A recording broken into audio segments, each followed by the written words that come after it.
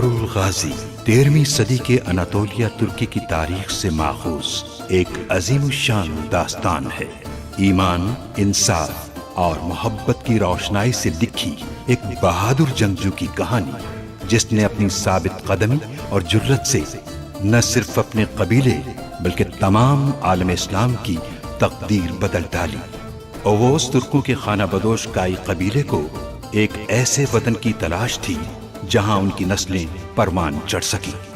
کائی قبیلے کے سردار سلیمان شاہ کے بیٹے ارطغرل غازی نے اسلام کی سربلندی کی خاطر اپنی جان و مال اور عزیز و اقارب کو خطرے میں ڈال کر اپنے جنگجوؤں کے ساتھ مختلف ادوار میں صلیبیوں، منگولوں، سلجوق سلطنت میں موجود غداروں اور دیگر اسلام دشمن عناصر کو شکست دی۔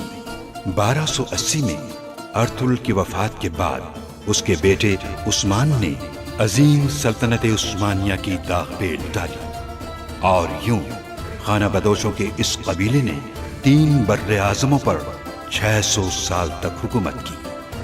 یہ ڈرامہ سیریل تاریخی کرداروں اور واقعات سے ماخوذ ہے۔ مصیبتیں بڑھتی جا رہی ہیں، اس لیے آج کے بعد سے نہ ہی حائمہ خانم کی اوطاق میں اور نہ آپ دونوں کی اوطاق میں کوئی فساد دیکھوں میں۔ مزید مسائل نہیں چاہتا میں۔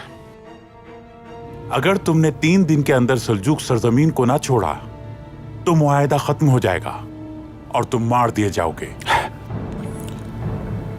جلد یا بدیر وہ سامنے آ جائے گا جس نے میرے اوطاق سے مہر چوری کی ہے، پھر اس کا انجام سامنے ہوگا سب کے۔ چلو نویان، گھوڑے تیار ہیں، کسی ایک کو بھی مت چھوڑنا۔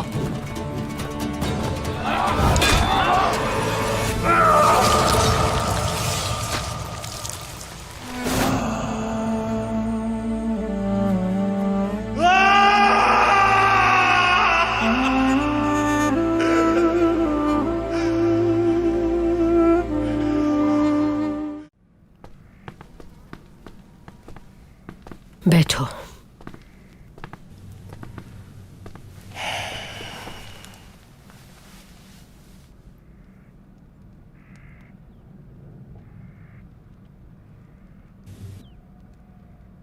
خیریت ہے والدہ؟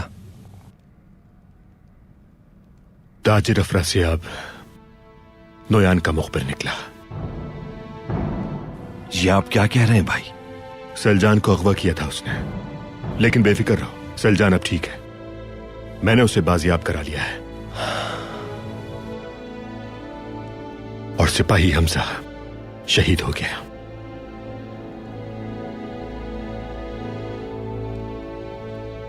نویان کو بھی پکڑنے میں کامیاب رہا میں۔ شکر ہے کہ اللہ نے یہ دن دکھایا مجھے۔ کہاں ہے نویان؟